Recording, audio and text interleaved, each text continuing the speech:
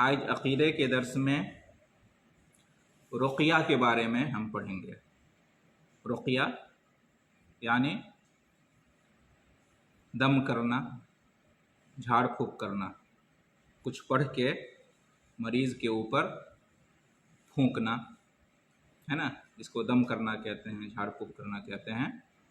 کوئی بیمار ہے، کسی بیماری میں مبتلا ہے، یا کسی پہ جادو ہو گیا ہے، یا کسی کو نظر بد لگ گئی ہے، یا کسی سانپ بچھو نے ڈس لیا ہے نا، جن شیطان اس کے اوپر سوار ہو گیا ہے، کیسا بھی مریض ہو، ٹھیک ہے، نفسیاتی مریض ہو، ذہنی مریض ہو، جسمانی مریض ہو، تو کچھ پڑھ کے اس کے اوپر دم کرنا، جھاڑ پھونک کرنا، یا وہ مریض خود ہی کچھ پڑھ کے اپنے اوپر دم کرے، پھونکے، ٹھیک ہے۔ تو اس کے بارے میں آج کا درس ہوگا کہ اس کا کیا حکم ہے اور اس میں کیا تفصیل ہے۔ موضوع سمجھ گئے؟ جی، تو کہتے ہیں کہ یہ جو رقیہ ہے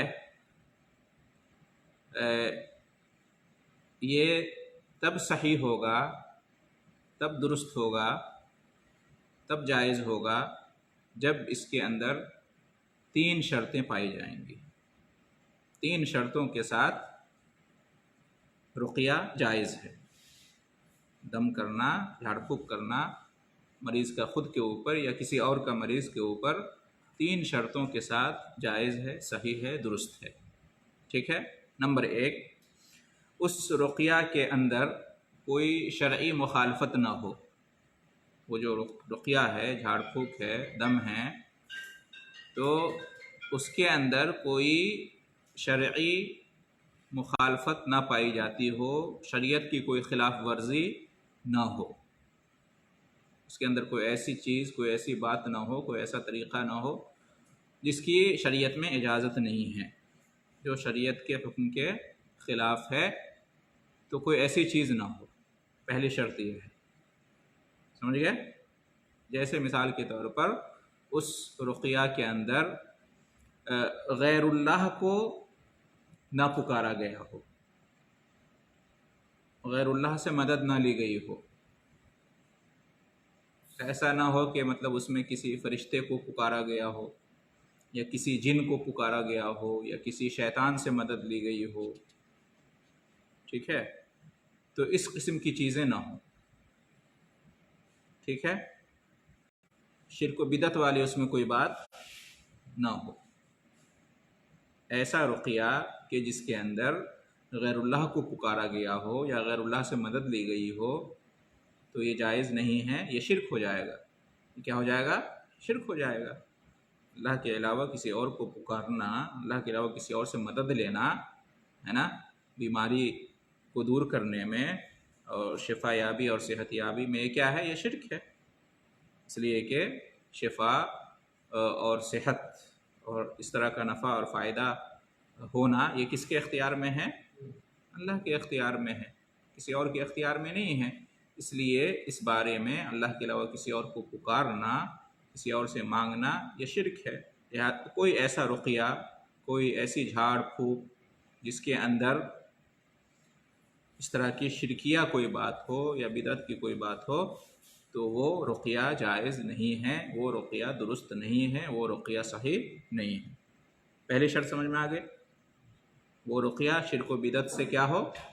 پاک ہو۔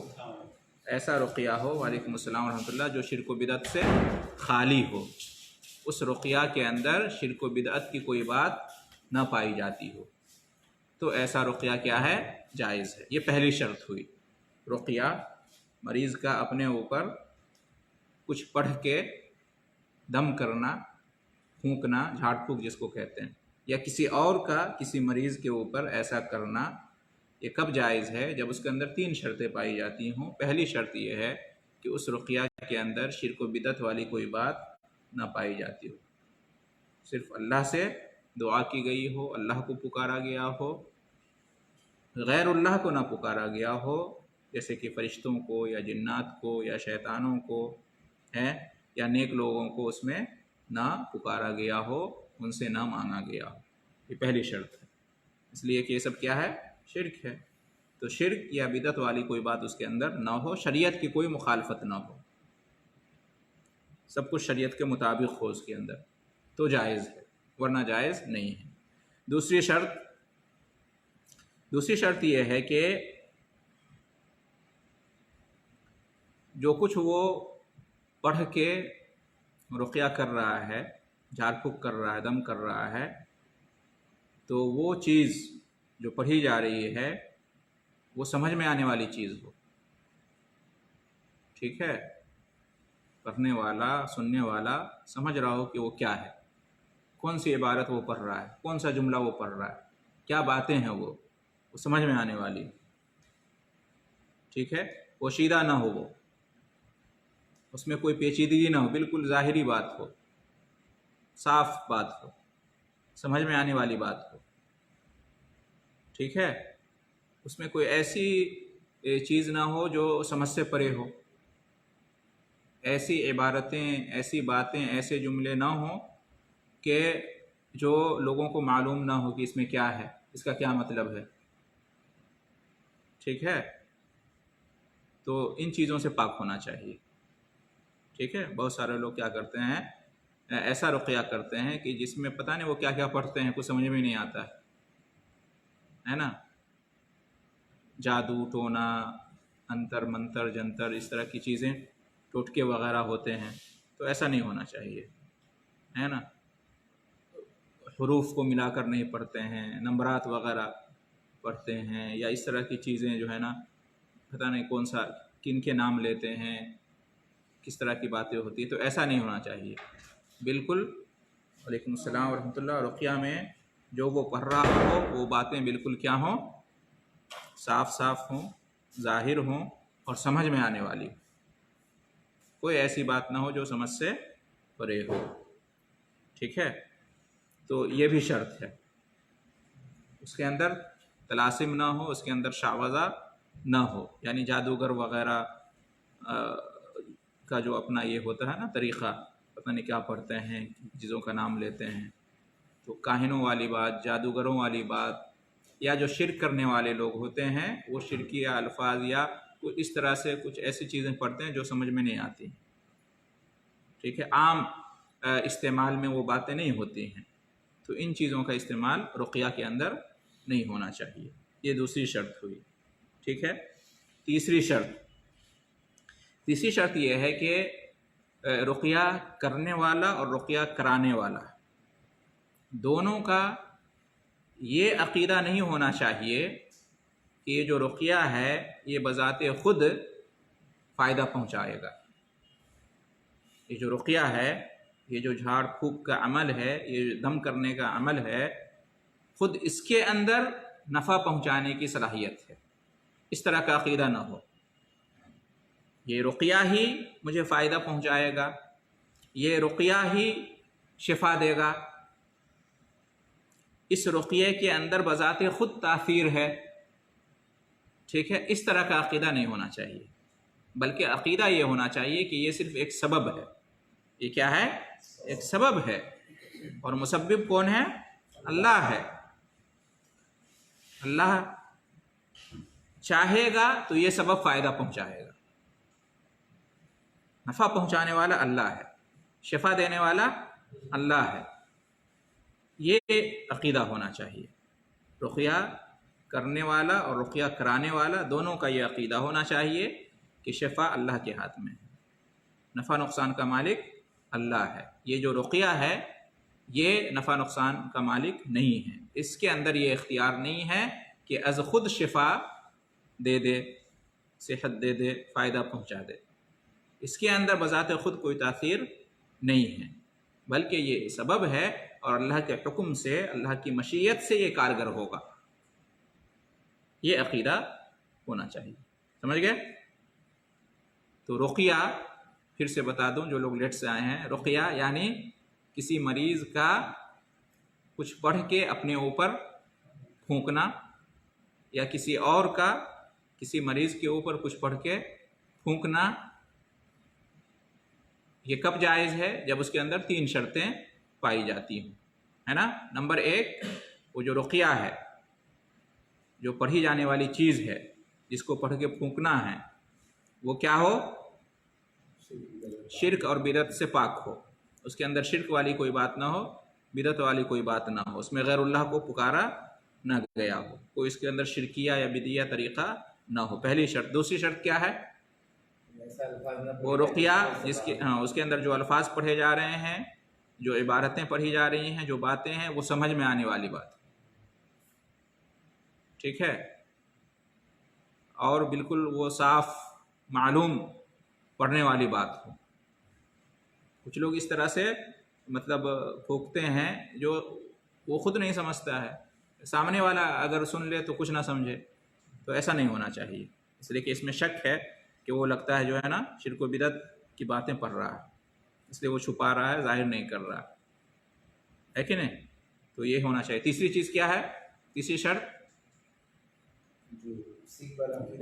हाँ, रुक़िया करने वाला और कराने वाला दोनों का अक़ीदा हो कि रुक़िया बज़ाते खुद शिफा नहीं देगा, फ़ायदा नहीं पहुँचाएगा, बल्कि शिफा और फ़ायदा पहुँचाने वाला अल्लाह है। ये सिर्फ़ एक सबब है, अल्लाह चाहेगा तो ये सबब कारगर होगा, नहीं चाहेगा तो नहीं होगा, ठीक है। तो ये 3 शर्तें अगर पाई जाएंगी रुक़िया के अंदर तो वो रुक़िया जायज़ है, दुरुस्त है, सही है। अगर इन 3 शर्तों में से कोई भी एक शर्त नहीं पाई जाती है तो वो रुक़िया शरीयत की नज़र में सही नहीं है, दुरुस्त नहीं है और जायज़ नहीं है, ठीक है जी। हाँ, उसके बाद हम थोड़ी तफसील में आते हैं।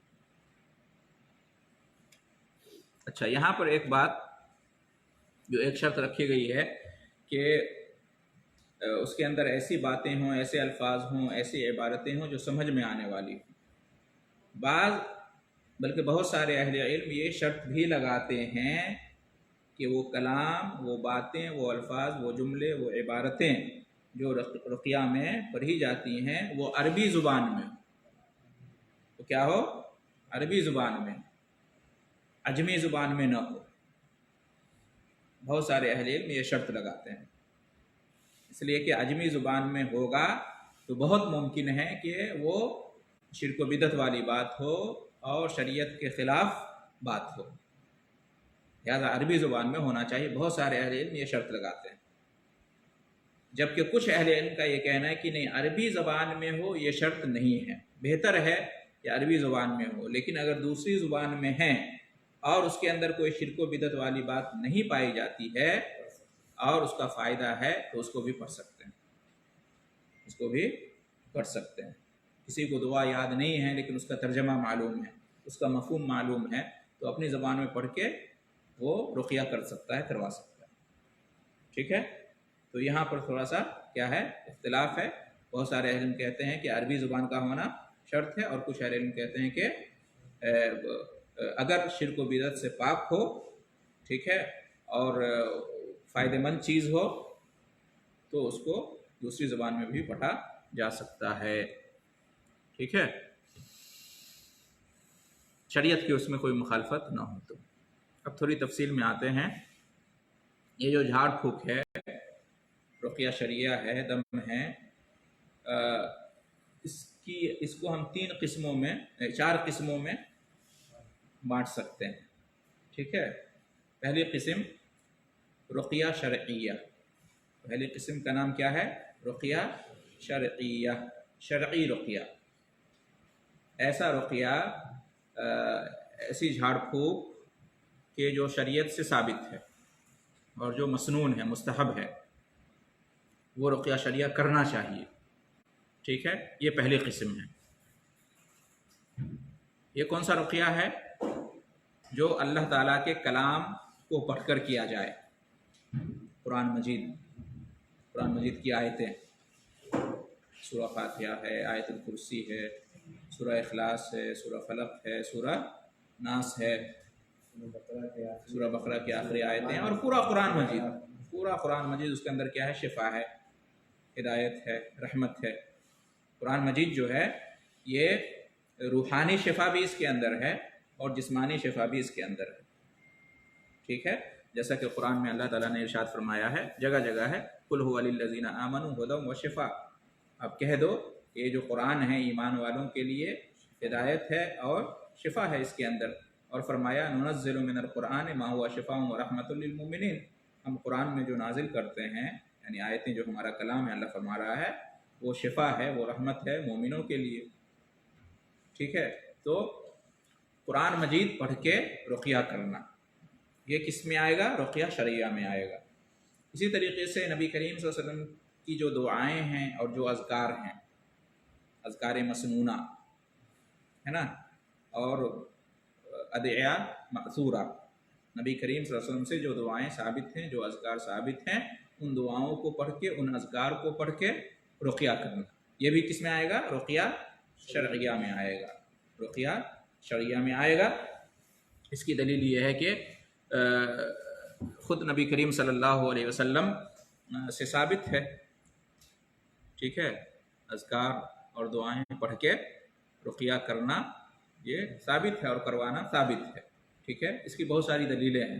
مثال کے طور پر ابو سعید خدری رضی اللہ تعالیٰ عنہ بیان کرتے ہیں کہ جبریل علیہ السلام نبی کریم صلی اللہ علیہ وسلم کے پاس آئے اور کہا کہ اے محمد اشتکیتا، کیا آپ کو کہیں کوئی تکلیف ہے، کوئی درد ہے، آپ بیمار پڑ گئے ہیں؟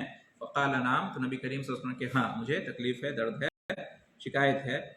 تو جبریل علیہ السلام نے کہا کہ بسم اللہ ارقیک من کل شیء یؤذیک من شر کل نفس او عین حاسد اللہ یشفیک بسم اللہ ارقیک، صحیح مسلم کی روایت ہے۔ یعنی جبریل علیہ السلام نے یہ پڑھ کے کیا کیا؟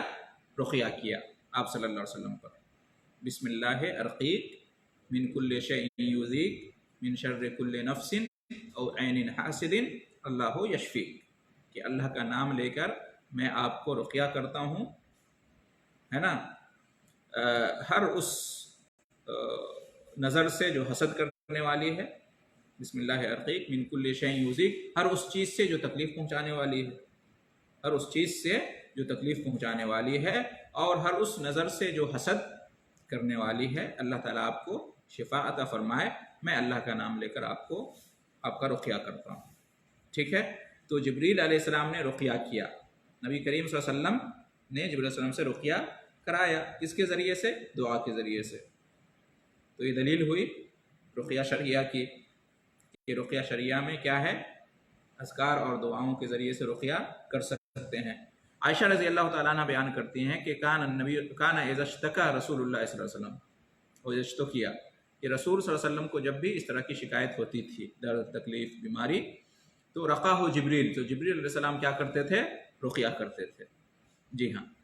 کیا کہتے تھے جبریل علیہ السلام؟ بسم اللہ یبریک، بسم اللہ یبریک، اور ومن کل داء یشفیک، کیا کہتے تھے؟ بسم اللہ اللہ یبریک ومن کل داء یشفیک ومن شر حاسد اذا حسد وشر کل ذی عین، یہ بھی صحیح مسلم کی روایت ہے۔ اس میں بھی یہی ہے کہ اللہ کا نام لے کر میں رقیہ کرتا ہوں، اللہ آپ کو کیا کرے؟ عافیت دے، آپ کو شفا دے ہر بیماری سے، اور ہر حسد کرنے والے کے حسد سے، جب وہ حسد کرے تو اس کی برائی سے، شر سے، اور ہر نظر بد سے، ہر نظر بد کی برائی سے، ٹھیک ہے۔ تو اس سے بھی معلوم ہوا کہ رقیہ شرعیہ میں دعاؤں کو پڑھ کے، اذکار کو پڑھ کے رقیہ کیا جا سکتا ہے، اس میں کوئی حرج کی بات نہیں ہے۔ عبداللہ بن عباس رضی اللہ تعالیٰ عنہ سے روایت ہے کہ نبی کریم صلی اللہ علیہ وسلم اپنے دونوں نواز حضرت حسن اور حضرت حسین رضی اللہ عنہما پر کیا کرتے تھے؟ انہیں اللہ کی پناہ میں دیتے تھے۔ کیسے اللہ کی پناہ میں دیتے تھے؟ یہ دعا پڑھتے تھے، اعوذ بکلمات اللہ تامات،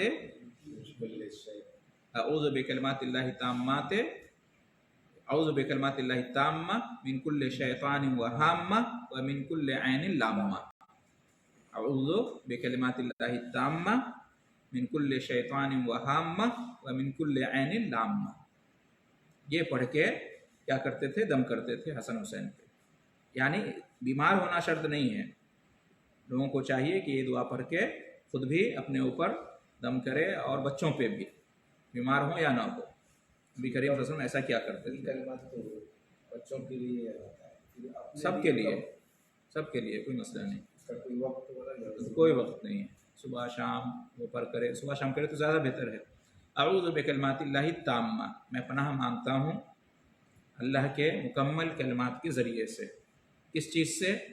من کل شیطان و ہامہ، ہر شیطان سے اور ہامہ سے، ہامہ یعنی زہریلی چیز جو ڈس لیتی ہے اس سے، ومن کل عین لامہ، اور ہر نظر بد سے جو نقصان پہنچانے والی خطرناک۔ اسی طریقے سے عائشہ رضی اللہ تعالیٰ عنہ بیان کرتی ہیں کہ اتا رسول اللہ ان رسول اللہ صلی اللہ علیہ وسلم اذا اشتکا یقرأ علی نفسہ بالمعوذات وینفث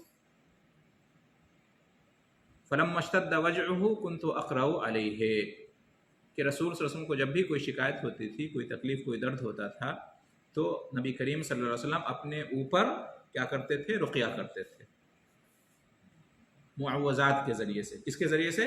معوذات۔ معوذات میں کیا آتا ہے؟ سورہ فلق، سورہ ناس، اور جو دعائیں نبی کریم صلی اللہ علیہ وسلم کی ہیں۔ جب آپ صلی اللہ علیہ وسلم کی تکلیف بڑھ جاتی تھی تو میں آپ پر رقیہ کرتی تھی۔ عائشہ رضی اللہ تعالیٰ عنہ بھی کیا کرتی تھی؟ رقیہ کرتی تھی آپ صلی اللہ علیہ وسلم پر معوذات کے ذریعے سے۔ اس سے کیا بات معلوم ہوئی؟ عورت مرد کا رقیہ کر سکتی ہے، ٹھیک ہے؟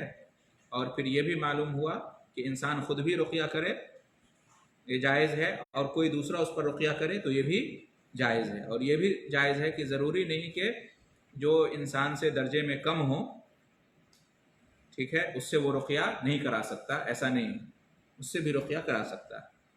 یعنی جو مجھ سے کم درجے کا ہے علم و عمل میں، وہ بھی مجھے رقیہ کر سکتا ہے۔ عائشہ رضی اللہ عنہ نے رقیہ کیا نبی کریم صلی اللہ علیہ وسلم کے اوپر، ہے نا؟ اسی طریقے سے عثمان بن ابی العاص رضی اللہ تعالیٰ عنہ سے روایت ہے کہ انہوں نے رسول اللہ علیہ وسلم کو شکایت کی، درد تکلیف تھی بدن میں کہیں پر، تو آپ صلی اللہ علیہ وسلم نے فرمایا کہ تم اپنا ہاتھ رکھو اس جگہ پہ جہاں پہ تمہیں تکلیف ہے، درد ہے، پیٹ میں، سر میں، کمر میں، کہیں بھی تکلیف ہے تو وہاں پہ ہاتھ رکھو، ٹھیک ہے؟ وقل بسم اللہ ثلاثا، اور 3 بار بسم اللہ پڑھو۔ 3 بار کیا پڑھو؟ بسم اللہ پڑھو، اور 7 بار یہ پڑھو، اعوذ بعزت اللہ وقدرتہ من شر ما اجد واحاذر، اعوذ بعزت اللہ وقدرتہ من شر ما اجد واحاذر، ٹھیک ہے؟ 3 بار بسم اللہ پڑھنا ہے اور 7 بار یہ دعا پڑھنی ہے۔ صحابی کہتے ہیں کہ جب میں نے یہ پڑھا تو میری تکلیف دور ہو گئی، اور اس کے بعد میں اپنے گھر والوں کو اور دوسروں کو بھی کہتا تھا کہ اس پر عمل کرو۔ تو اس سے بھی معلوم ہوا ہے جی، میں بھی پڑھتا ہوں، ہاں، جو لوگ کام کرنے میں لگ جاتے ہیں اس ہاتھ رکھ کے پڑھتا ہوں۔ سب کو پڑھنا چاہیے الحمدللہ، جب بھی کوئی تکلیف ہو تو پڑھنا چاہیے سب۔ اسی طریقے سے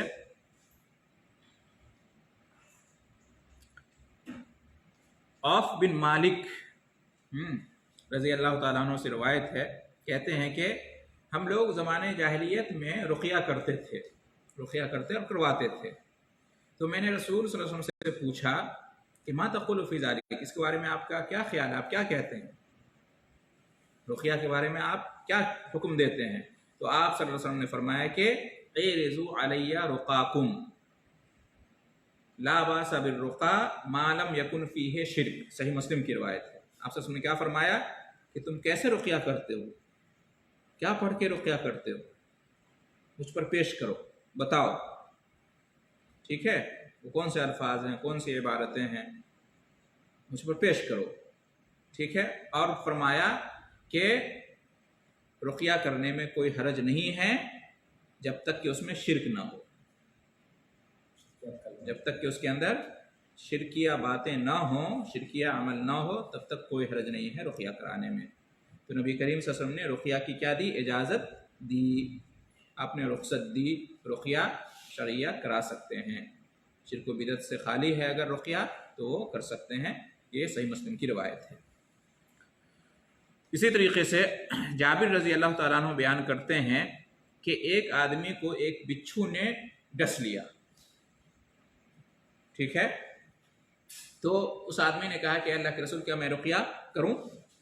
تو آپ صلی اللہ علیہ وسلم نے فرمایا کہ من استطاع منکم ان ينفع اخاہ فلیفعل، ایک آدمی کو بچھو نے ڈس لیا تو ایک آدمی نے کہا کہ اللہ کے رسول کیا میں اس پہ رقیہ کروں؟ تو تو آپ صلی اللہ علیہ وسلم نے کیا فرمایا؟ من استطاع منکم ان ينفع اخاه فليفعل، صحیح مسلم کی روایت ہے کہ تم میں سے کوئی اگر اپنے بھائی کو فائدہ پہنچا سکتا ہے تو اسے ایسا کرنا چاہیے، یعنی اگر تم رقیہ کر سکتے ہو تو کرو، کوئی حرج نہیں ہے۔ کیا فرمایا کہ من استطاع منکم ان ينفع اخاه فليفعل، تم میں سے کوئی اپنے بھائی کو فائدہ پہنچا سکتا ہے تو اسے فائدہ پہنچانا چاہیے۔ یہ عام ہے ہر چیز میں، رقیہ میں بھی ہے یہ، بلکہ رقیہ ہی کے پس منظر میں نبی صلی اللہ علیہ وسلم نے یہ بیان فرمایا تھا۔ اسی طریقے سے ثابت کہتے ہیں کہ مجھے کہیں تکلیف ہوئی، درد ہوا، تو میں نے انس رضی اللہ تعالیٰ عنہ سے کہا کہ مجھے یہ درد ہے، تکلیف ہے، تو انس رضی اللہ تعالیٰ عنہ نے فرمایا کہ الا ارقیک برقیۃ رسول اللہ صلی اللہ علیہ وسلم، کیا میں تجھے رسول اللہ صلی اللہ علیہ وسلم کے رقیہ کے ذریعے سے رقیہ کر دوں؟ انس رضی اللہ عنہ نے کیا کہ کیا تم چاہتے ہو کہ میں وہ رقیہ کروں جو رسول صلی اللہ علیہ وسلم رقیہ کیا کرتے تھے؟ تو آپ تو انہوں نے کہا، ثابت نے کہا کہ ہاں کیوں نہیں۔ تو انس رضی اللہ تعالیٰ عنہ نے یہ دعا پڑھی اور رقیہ کیا۔ کون سی دعا؟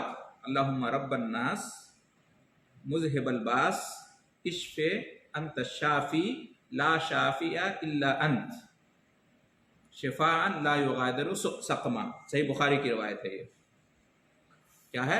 اللہم رب الناس، اے اللہ جو تمام لوگوں کا رب ہے، مذہب الباس، بیماری کو لے جانے والا، ختم کر دینے والا، اشف تو شفا دے، انت الشافی تو ہی شفا دینے والا ہے، لا شافی الا انت تیرے سوا کوئی شفا دینے والا نہیں ہے، شفا لا یغادر سقما تو ایسی شفا دے کہ بیماری ذرہ برابر بھی نہ رہے، پورے طور سے ختم ہو جائے۔ یہ صحیح بخاری کی روایت ہے۔ تو یہ دعا پڑھ کے مریض کے اوپر کیا کرنا چاہیے؟ دم کرنا چاہیے۔ یہ معلوم ہوا، بہت ساری دعائیں آپ کے سامنے آئی، اس میں سے ایک دعا یہ بھی ہے بہترین۔ اسی طریقے سے عائشہ رضی اللہ تعالیٰ عنہ بیان کرتی ہیں کہ رسول اللہ صلی اللہ علیہ وسلم کے پاس جب کوئی بیمار آتا، کسی بیمار کو لایا جاتا، یا آپ صلی اللہ علیہ وسلم کا گزر کسی بیمار سے ہوتا، تو آپ صلی اللہ علیہ وسلم اس کے اوپر اس طرح سے پڑھتے تھے، رقیہ کرتے تھے۔ کیسے؟ اذہب الباس رب الناس اشف انت الشافی لا شفاء الا شفاؤک شفاء لا یغادر سقما، یہ پڑھتے تھے۔ صحیح بخاری کی یہ بھی روایت ہے۔ بھائی اس کا ترجمہ ہے کہ بیماری کو ختم کر دے اے تمام لوگوں کے رب، اور تو شفا دے دے، تو ہی شفا دینے والا ہے، ٹھیک ہے، تیرے علاوہ کسی کے اختیار میں شفا نہیں ہے، تیری ہی شفا کارگر ہے، اور ایسی شفا دے کہ جو بیماری کو چھوڑے نہ، یعنی بیماری کو ختم کر دے۔ تو اس سے بھی معلوم ہوا کہ رقیہ شرعیہ کیا ہے؟ جائز ہے، اذکار کے ذریعے سے، دعاؤں کے ذریعے سے، ٹھیک ہے۔ تو بہت ساری روایتیں آپ کے سامنے آ گئیں۔ تو یہ ہے رقیہ شرعیہ۔ رقیہ کی پہلی قسم کیا ہے؟ رقیہ شرعیہ، وہ کہ جس کے اندر اللہ کے کلام کو پڑھ کے، یعنی قرآن مجید کو پڑھ کے، آیتوں کو پڑھ کے، سورتوں کو پڑھ کے رقیہ کیا جائے، یا اللہ کے جو اسماء اور صفات ہیں، اللہ کے جو نام ہیں، اللہ کی جو صفات ہیں، ہے نا، ان کو پڑھ کے، یا نبی صلی اللہ علیہ وسلم سے جو دعائیں اور اذکار ثابت ہیں ان کو پڑھ کے رقیہ کیا جائے، تو یہ کیا ہے؟ رقیہ شرعیہ ہے، یہ رقیہ مسنونہ ہے، یہ رقیہ مستحبہ ہے۔ ایسا رقیہ خود بھی انسان مریض اپنے اوپر کرے اور دوسرے پہ بھی وہ کر سکتا ہے۔ اس کی دلیلیں اور تفصیلات آپ کے سامنے گزری۔ دوسری قسم رقیہ کی، دوسری قسم اور تیسری قسم دونوں ایک ساتھ ہم بیان کرتے ہیں، رقیہ شرکیہ اور رقیہ بدعیہ۔ ایسا رقیہ جس میں شرک پایا جائے، یا ایسا رقیہ جس میں بدعت پائی جائے، ایسا رقیہ جس میں شرک کے الفاظ ہوں، ٹھیک ہے، یہ دوسری قسم ہوئی رقیہ کی۔ رقیہ شرکیہ اس کو کہتے ہیں، شرک والا رقیہ۔ اور تیسری قسم رقیہ بدعیہ، ایسا رقیہ جس میں بدعی طریقہ اختیار کیا جائے، جس میں بدعت پائی جائے، بدعی طریقہ ہو، ٹھیک ہے، ٹھیک ہے، مان لیا شرک کے الفاظ نہیں ہیں، کفر کے الفاظ نہیں ہیں، لیکن طریقہ جو ہے نا ایسا ہے جو سنت کے خلاف ہے، ٹھیک ہے، جیسے کہ کہا کہ کچھ ایسے الفاظ پڑھتا ہے جو سمجھ میں نہیں آتا ہے، یا بعض لوگوں نے کہا کہ غیر عربی زبان میں پڑھنا، یہ سب بدعی طریقہ میں آتا ہے بہرحال۔ تو یہ دوسرا تیسرا ہو گیا۔ چوتھا رقیہ کیا ہو سکتا ہے؟ آپ لوگ گیس کیجئے۔ جی، رقیہ شرعیہ ہو گیا، رقیہ شرکیہ ہو گیا، رقیہ بدعیہ ہو گیا، اور چوتھا رقیہ مباحہ، ایسا رقیہ جو جائز ہے، ایسا رقیہ جو جائز ہے، یعنی رقیہ شرعیہ جائز سے اوپر کی بات ہوئی، جو کرنا چاہیے، مسنون مستحب ہے، ٹھیک ہے، اور شرکیہ تو حرام ہے، اور بدعیہ بھی حرام ہے، اور یہ کیا ہے؟ یہ جائز ہے، مباح ہے، یعنی اس کے اندر گرچہ قرآن کی آیتیں نہیں ہیں، نبی صلی اللہ علیہ وسلم کی اذکار اور دعائیں نہیں ہیں، اس سے ہٹ کے ہے، لیکن پھر بھی جائز ہے۔ کیونکہ اس میں شرکیات چیزیں نہ پائی جاتی۔ قرآن کی آیتیں نہیں پڑھی گئی، ٹھیک ہے، نبی صلی اللہ علیہ وسلم کی دعائیں اور اذکار عربی میں نہیں پڑھے گئے، پھر بھی جائز ہے، درست ہے، اگر اس کے اندر کوئی شرکیہ بات نہیں ہے، کوئی بدعیہ بات نہیں ہے تو جائز ہے۔ جیسے اللہ سے اپنی زبان میں دعا کیا، اے اللہ تو اس کو شفا عطا کر دے، اس کے بعد پھونک دیا، جیسے مثال کے طور پر، ٹھیک ہے، دعائیں یاد نہیں ہیں، آیتیں یاد نہیں ہیں، اس کا ترجمہ پڑھ دیا اور پھونک دیا، اس کے مفہوم کو پڑھ کے پھونک دیا، تو یہ سب کیا ہے؟ جائز ہے، جائز ہے۔ اس کے اندر شرک اور بدعت تو نہ ہو، اور نہ ہی نبی کریم صلی اللہ علیہ وسلم سے ثابت اذکار اور دعائیں ہوں، لیکن پھر بھی جائز ہے، ٹھیک ہے، شرط کیا ہے کہ شرک و بدعت سے پاک ہو، تو یہ جائز ہے۔ اس لیے کہ نبی کریم صلی اللہ علیہ وسلم نے کیا فرمایا؟ لا باس بالرقا ما لم تکن شرکا، کیا فرمایا؟ جب پوچھا کہ ہم لوگ زمانہ جاہلیت میں رقیہ کرتے تھے، آپ کیا حکم دیتے ہیں؟ تو آپ نے کیا فرمایا؟ لا باس بالرقا ما لم تکن شرکا، رقیہ کرنے میں کوئی حرج نہیں ہے جب تک کہ شرک نہ ہو۔ تو اس سے کیا معلوم ہوا کہ اگر شرک و بدعت سے پاک باتیں ہیں تو گرچہ وہ قرآن کی آیتیں نہیں ہیں، نبی صلی اللہ علیہ وسلم کی دعائیں نہیں، پھر بھی جائز ہے۔ شیخ ابن عثیمین نے یہ 4 قسمیں بیان کی ہیں رقیہ کے بارے میں: رقیہ شرعیہ، رقیہ شرکیہ، رقیہ بدعیہ اور رقیہ مباحہ۔ شرکیہ جائز نہیں ہے، بدعیہ جائز نہیں ہے، شرعیہ کرنا چاہیے، اور مباحہ جائز ہے، کر سکتے ہیں۔ اچھا، کچھ آداب جان لیتے ہیں رقیہ کے بارے میں۔ رقیہ کے بارے میں آداب اہل علم نے یہ بیان کیا ہے کہ رقیہ کرنے والا اور کرانے والا دونوں طہارت کی حالت میں، پاکی کی حالت میں، ٹھیک ہے، جی ہاں، تو یہ زیادہ بہتر ہے، یہ ہونا چاہیے، الا یہ کہ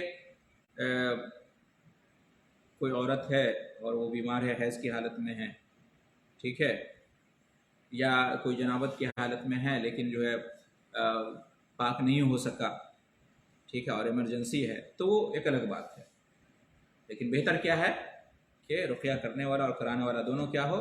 پاکی کی حالت میں ہو، زیادہ اثر کرے گا رقیہ، اور مناسب جگہ پہ ہو، مناسب جگہ پہ ہو، پاک جگہ پہ ہو۔ رقیہ کہاں پہ ہو رہا ہو؟ پاک جگہ، اگر مسجد میں ہو تو بہتر ہے، یا کوئی بھی پاک جگہ ہو، مناسب جگہ ہو، اچھی جگہ ہو، ایسی جگہ نہ ہو جہاں برائیاں ہوں، ہے نا، جہاں تصویریں ہوں، جہاں فرشتے داخل نہیں ہوتے رحمت کے، کتے ہو جہاں رحمت کے فرشتے داخل نہیں ہوتے ہیں، تو ان چیزوں سے پاک جگہ، گانا بجانے والی جگہ نہ ہو، برائیوں کی جگہ نہ ہو، ایسی جگہ اچھی ہو، ٹھیک ہے، اس لیے کہ ایسی جگہوں پہ شیطان ہوتے ہیں، تو یہ آداب میں سے ہے۔ اسی طرح سے وقت مناسب ہو، اچھا وقت ہو، ایسا وقت ہو جس میں دعائیں قبول ہوتی ہیں تو اور زیادہ اچھی بات ہے، ٹھیک ہے، لیکن یہ سب شرط نہیں ہے، یہ سب کیا ہے؟ آداب میں سے، یہ آداب ہوں تو اچھی بات ہے، نہ ہو تو بھی چلے گا، شرط نہیں ہے ایسا۔ اسی طریقے سے رقیہ کرانے والا اور کروانے والا دونوں کو یقین ہو رقیہ شرعیہ پر، اللہ کا کلام پڑھ کے جو رقیہ ہو رہا ہے، یا اللہ کے اسماء صفات پڑھ کے رقیہ ہو رہا ہے، یا نبی صلی اللہ علیہ وسلم کی دعائیں اذکار پڑھ کے رقیہ ہو رہا ہے، تو اس پر یقین ہو، ایمان ہو، ٹھیک ہو، اور اس کو مطلب یہ ہو، امید ہو، پوری امید ہو کہ اس میں فائدہ ہوگا، اس میں فائدہ ہے، پورا یقین ہو، پوری امید ہو، اچھا فال لے، ٹھیک ہے، ایسا ہونا چاہیے، تو اس میں زیادہ اثر ہوتا ہے رقیہ کا، شک نہ ہو اس کو، یا بے یقینی کا عالم نہ ہو، ہے کہ نہیں؟ لیکن افسوس کی بات ہے کہ لوگ جو ہے نا ڈاکٹر کے پاس جاتے ہیں، ہاسپٹل میں جاتے ہیں، دوا علاج کراتے ہیں تو اس پہ پورا یقین ہوتا ہے نہیں، لیکن جب رقیہ شریعہ کراتے ہیں تو اتنا یقین نہیں ہوتا، بس ایسے ہی چلو ہو سکتا ہے فائدہ ہو جائے، ایسا نہیں ہونا چاہیے۔ اس پر بھی اسی طرح یقین ہونا چاہیے، بلکہ اس سے زیادہ یقین ہونا چاہیے، ٹھیک ہے؟ جہاں دوا علاج کام نہیں آتا تو وہاں رقیہ شریعہ کام آتا ہے، بہت سارے واقعات ہیں، ٹھیک ہے؟ تو پورا یقین ہونا چاہیے۔ اسی طریقے سے یہ جو رقیہ شرعیہ ہے اس کو مریض پہ پڑھا جا سکتا ہے، ٹھیک ہے، پھونکا جا سکتا ہے، تھوک کے ذریعے بھی اور بغیر تھوک کے ذریعے بھی، ہے نا؟ جو پھونکتے ہیں تو یہ دو قسم کی پھونک ہوتی ہے، ایک ہے کہ تھوڑا بہت تھوک کی ملاوٹ اس میں ہوتی ہے، ایک ہوتا ہے کہ اس کی ملاوٹ کے بغیر، تو دونوں طریقے سے پڑھا جا سکتا ہے مریض کے اوپر، یا مریض خود ہی اپنے اوپر پڑھے، ٹھیک ہے، یا پانی پہ رقیہ کیا جائے اور مریض اس کو پی لے، یا تیل پہ رقیہ کیا جائے اور مریض اس کو اپنے بدن میں لگا لے، ٹھیک ہے، زمزم کے پانی پہ کیا جائے، شہد پہ کیا جائے، کلونجی پہ کیا جائے، کھجور پہ کیا جائے اور اس کو کھائے، تو ان سب چیزوں میں کوئی حرج کی بات نہیں ہے، یہ سب جائز طریقہ ہے، اس میں کوئی حرج کی بات نہیں، جیسا کہ اہل علم نے کہا ہے۔ رقیہ جو ہے نا کسی کافر یا جادوگر سے نہیں کرانا چاہیے، کسی جادوگر کے پاس جا کر رقیہ نہیں کرانا چاہیے اور کسی غیر مسلم سے رقیہ نہیں کرانا چاہیے، اس لیے کہ وہ شرک و بدعت اور کفریہ باتیں ہی کہیں گے۔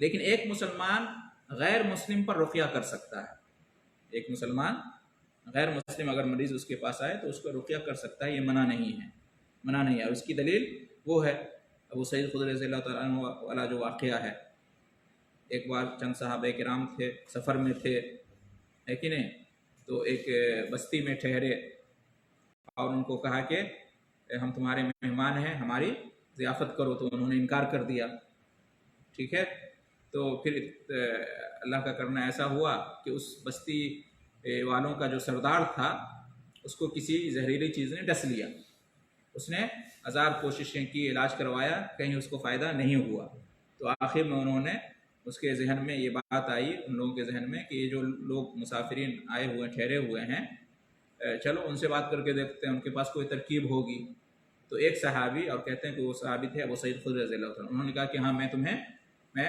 رقیہ کروں گا، لیکن میری شرط ہے کہ ہاں مجھے اجرت چاہیے، اتنی بکریاں چاہیے، ضرورت مند تھے صحابہ کرام، کھانے پینے کو نہیں تھا اور انہوں نے ضیافت کرنے سے انکار کر دیا تھا، اور وہ جو بستی تھی وہ کافروں کی تھی، جس کو ڈسا تھا وہ کافر تھا، تو وہ شرط منظور کر لیے، تو اس کے بعد سورہ فاتحہ ایک ایک آیت پڑھتے گئے اور اس پر رقیہ کرتے گئے، تو اس کو برات مل گئی، اس کو شفا مل گئی، ٹھیک ہے، یہ بالکل صحیح روایت ہے، صحیح بخاری صحیح مسلم کی روایت ہے، دونوں میں سے کسی ایک کی ہے یا دونوں میں۔ اس کے بعد نبی کریم صلی اللہ علیہ وسلم کے پاس آئے اور پورا واقعہ بیان کیا، تو نبی کریم صلی اللہ علیہ وسلم ہنسے، مسکرائے اور کہا کہ جو بکریاں ملی تھی اس میں سے ہمیں بھی دو، اور کہا کہ تمہیں کیا معلوم کہ سورہ فاتحہ کے اندر اتنی تاثیر ہے، یہ رقیہ شرعیہ ہے، تو بہرحال نبی کریم صلی اللہ علیہ وسلم نے منع نہیں کیا کہ تم نے ایسا کیوں کیا، آپ سب اسی کو کہتے ہیں حدیث تقریری۔ یہ کون سی حدیث ہے؟ تقریری۔ ایک حدیث ہوتا ہے حدیث قولی، ایک ہوتا ہے فعلی، اور ایک ہوتا ہے تقریری۔ یہ تقریری ہے کہ کسی صحابی نے کچھ کیا، ٹھیک ہے، اور آپ صلی اللہ علیہ وسلم نے دیکھا، سنا، یا آپ صلی اللہ علیہ وسلم کے علم میں آیا کہ ایسا ایسا ہوا اور آپ نے منع نہیں کیا، آپ نے روکا نہیں بلکہ خاموش رہے یا تائید کیا، اس کو کہتے ہیں حدیث تقریری۔ تو یہ بھی حدیث ہوئی، تو اس سے کیا معلوم ہوا؟ ایک تو یہ معلوم ہوا کہ سورہ فاتحہ کے اندر بڑی تاثیر ہے اللہ کے حکم سے، ٹھیک ہے، اور یہ بھی رقیہ شرعیہ میں ہے، اور دوسری بات کیا معلوم ہوئی کہ ایک دوسرے پر رقیہ کر سکتا ہے، اور تیسری بات یہ معلوم ہوئی کہ رقیہ غیر مسلم کو بھی کیا جا سکتا ہے، اور ایک اور بات یہ بھی معلوم ہوئی کہ دینی عمل پہ بھی آدمی مزدوری لے سکتا ہے، دینی کام پر بھی آدمی مزدوری لے سکتا ہے، امامت کا کام ہے، مؤذن کا کام ہے، دعوت تبلیغ کا کام ہے، دین کی تعلیم و تدریس کا کام ہے، تو اس پہ مزدوری لینا، اس پہ تنخواہ لینا جائز ہے، اور اس میں کوئی حرج کی بات نہیں ہے، ٹھیک ہے، یہ سب اس حدیث سے ثابت ہوا۔ ایک اور چیز کہ رقیہ طلب کرنا کسی سے، کسی کو کہنا کہ مجھے رقیہ کر دو، یہ جائز تو ہے لیکن بہتر نہیں ہے۔ انسان کو چاہیے کہ خود ہی اپنے اوپر رقیہ کرے، اور کوئی رقیہ کر دے بغیر ریکویسٹ کیے ہوئے تو ٹھیک ہے، لیکن ریکویسٹ کرنا کہ مجھے رقیہ کر دو جائز ہے، درست ہے، کوئی گناہ نہیں ہے، لیکن یہ بہتر نہیں ہے۔ بہتر کیا ہے کہ خود انسان اپنے اوپر رقیہ کرے، یا کوئی اس کے اوپر بغیر اس کے ریکویسٹ کیے ہوئے خود سے رقیہ کر دے۔ نبی کریم صلی اللہ علیہ وسلم نے رقیہ طلب نہیں کیا، جبرائیل علیہ السلام نے خود ہی رقیہ کیا، آپ نے ریکویسٹ نہیں کیا تھا، طلب نہیں کیا تھا۔ عائشہ رضی اللہ عنہا نے خود ہی کیا تھا، آپ نے ریکویسٹ نہیں کیا تھا۔ تو ریکویسٹ کرنا ٹھیک ہے، جائز تو ہے، کوئی گناہ نہیں ہے، لیکن بہتر نہیں ہے۔ بہتر کیوں نہیں ہے؟ اس لیے کہ وہ حدیث ہے جس میں نبی کریم صلی اللہ علیہ وسلم نے فرمایا کہ میری امت کے 70,000 لوگ جنت میں داخل ہوں گے بغیر حساب کتاب کے، ہے نا؟ وہ کون لوگ ہوں گے؟ تو نبی کریم صلی اللہ علیہ وسلم نے کیا فرمایا کہ الذین لا یسترقون، 4 اوصاف ہیں اس کے اندر، الذین لا یسترقون ولا یتطیرون ولا یکتوون وعلی ربہم یتوکلون، 4 چیزوں کا بیان ہے۔ اس میں سے ایک کیا ہے کہ یہ وہ لوگ ہوں گے جو دوسروں سے رقیہ طلب نہیں کرتے ہیں، دوسروں کو نہیں کہتے ہیں کہ رقیہ کر دو، تو یہ لوگ جنت میں بلا حساب داخل ہوں گے۔ تو کیا جو رقیہ طلب کرتے ہیں وہ داخل نہیں ہوں گے جنت میں؟ ہوں گے، لیکن بلا حساب نہیں ہوں گے۔ لیکن جو طلب نہیں کرتے ہیں ان کی فضیلت کیا ہے کہ وہ بلا حساب داخل ہوں گے۔ تو اس لیے کہتے ہیں کہ رقیہ غیر مسلم اگر آیا تو اس کو معلوم نہیں ہے، وہ تو بولی گا کہ وہ پڑھ کے وہ طلب کرنے کی بات ہو رہی ہے، رقیہ کرنے والا ہاں ہاں ہاں، تو وہ تو جنت میں نہیں جائے گا، وہ تو ایمان ہی نہیں اس کے پاس۔ جنت میں جانے کی تو پہلی شرط ایمان ہے نا، یہ مسلمانوں کی بات ہو رہی ہے۔ جنت میں کون جائیں گے؟ مسلمان جائیں گے۔ اب جنت میں جانے والے مسلمان 2 طرح کے ہیں، کچھ لوگ بغیر حساب کے جائیں گے اور کچھ لوگ حساب کے بعد جائیں گے۔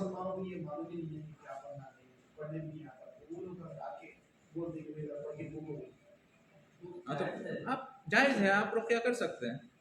رقیہ کرنے والے کے بارے میں یہ حدیث نہیں ہے، یہ حدیث جو ہے وہ کس کے بارے میں ہے؟ رقیہ طلب کرنے کے بارے، مجھے کر دو ان کے بارے میں، ٹھیک ہے؟ ورنہ نبی کریم صلی اللہ علیہ وسلم نے رقیہ کیا۔ کتنے آدمی جو دوسرے رقیہ کروانے کے لیے جاتے ہیں، مسئلہ سمجھ میں آیا؟ ہاں، یعنی کوئی میرے پاس آتا ہے یا آپ کے پاس آتا ہے اور کہتا ہے مجھے رقیہ کر دو، اور آپ اس کو کر دیتے ہیں، تو اس کا یہ مطلب نہیں کہ آپ جنت میں بغیر حساب کے داخل نہیں ہوں گے، اس لیے کہ رقیہ کرنے والے کے بارے میں یہ حدیث نہیں ہے۔ جو آگے مجھ سے رقیہ طلب کیا ہے اس کے بارے میں، ہاں، کہ اگر وہ طلب نہ کرتا تو بلا حساب جنت میں جاتا، اللہ چاہتا تھا، لیکن اس نے طلب کیا ہے تو بلا حساب جنت میں نہیں، جنت میں جائے گا لیکن بلا حساب نہیں جائے گا۔ شیخ صاحب کچھ لوگ ہیں جو اتنے جانکار نہیں ہو رہے۔ آخری چیز، اس کے بعد پھر سوال جواب میں آئیں گے۔ آخری چیز یہ ہے کہ رقیہ سینٹر قائم کرنا یہ سلف صالحین سے ثابت نہیں ہے۔ رقیہ سینٹر قائم کرنا، جس طرح سے دعوت سینٹر ہے اور جس طرح سے تعلیم کا سینٹر ہوتا ہے وغیرہ وغیرہ، تو اس طرح سے سینٹر قائم کرنا، جس طرح سے لوگ ہاسپٹل کھولتے ہیں تو اس طرح سے کرنا، یہ اچھی چیز نہیں ہے، سلف صالحین سے ثابت نہیں، اڈا نہیں بنانا چاہیے۔ السلام علیکم ورحمۃ اللہ وبرکاتہ۔ تعلیم کا سینٹر بھی نہیں ہونا چاہیے۔ ہاں، ایک منٹ دیکھ لیتے ہیں کچھ بچا تاکہ دوسرے دن